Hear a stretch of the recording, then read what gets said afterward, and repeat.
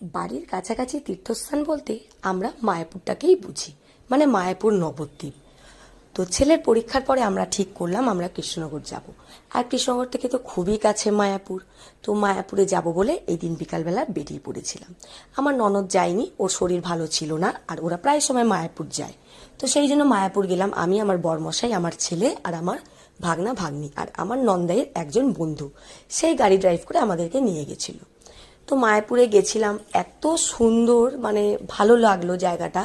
আর সত্যি কথা বলতে কি, তীর্থস্থানে যে কোনো তীর্থস্থানে যাই না কেন, গেলেই মনটা একটু ভালো হয়ে যায়।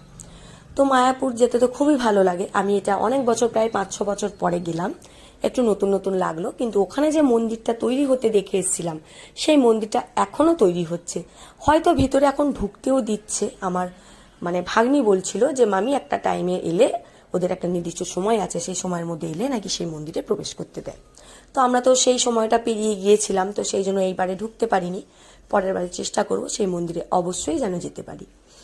আর এত সুন্দর জায়গাটা, মানে পুরো জায়গাটা জুড়ে যেন শুধু কৃষ্ণ ঠাকুরের নাম, কৃষ্ণ ঠাকুরের ভক্ত সবাই যেন ঘুরে ফিরে বেড়াচ্ছে।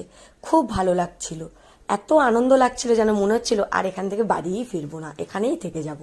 যে কোনো মানে তীর্থস্থানে গেলে এত মনটা ভালো হয়ে যায়, আর কিছুই ভালো লাগে না।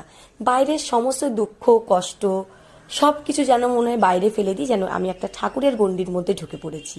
এত ভালো লাগে, বিশেষ করে মায়াপুর গেলে। তো ওখানে গেছি, এত সুন্দর পরিবেশ, এত সুন্দর শান্ত জায়গাটা, মানে কি বলবো, সে আনন্দ আর আমি বলে বোঝাতে পারবো না। তো যাই হোক, ভিতরে যাব বলে যখন তৈরি হলাম, আমার ভাগ্নি বলল আমি আর ভিতরে দর্শন করতে যাব না, তোমরা যাও। তো ওর কাছেই মোবাইলটা রেখে দিয়ে আমরা ভিতরে দর্শন করতে গিয়েছিলাম। তো আমরা তো জানি যে ওখানে কোনো ফটো তোলার কোনো নিয়ম নেই, নিষিদ্ধ ওটা। তো সেই জন্য আমরা আর মোবাইল ফোনটা নিয়ে যাইনি, ভাগ্নির কাছে রেখে দিয়ে গেছিলাম। ওখান থেকে আসার পরে ঠাকুর দর্শন করার পরে এত মনটা ভালো লাগছিল যে মনে হচ্ছিল যে মানে একটু দেখে যেন শান্তি এলো না, মনে হলো বারবার যেন দেখি, ওখানেই যেন থেকে যাই, শুধু দেখতেই থাকি।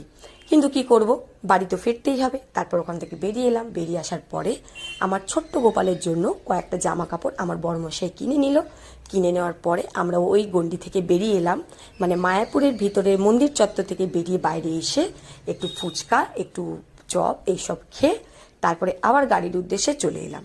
আর তারপর ওখান থেকে চলে এলাম আবার গাড়ি করে বাড়ি। সত্যি কথা বলতে ওইটুকুনি সময়ের মধ্যে একদমই মন ভরেনি, যেন মনে হচ্ছিল ওই দিনটা থেকে গেলে একটু বেশি ভালো হতো। কিন্তু কি করব।